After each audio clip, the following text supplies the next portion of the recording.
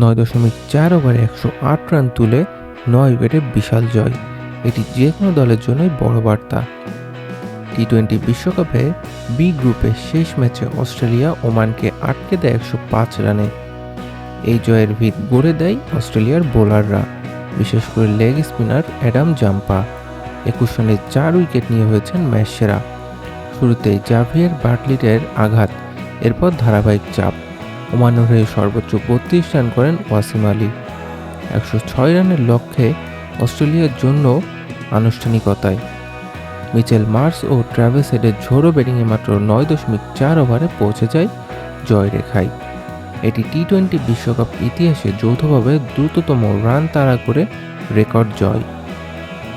Match শেষে হতাশাকণ্ডে Marsh বলেন, আমরা সুযোগ হারিয়েছি, যে কয়টা ম্যাচে সেরাটা খেলার দরকার ছিল আমরা করতে পারিনি।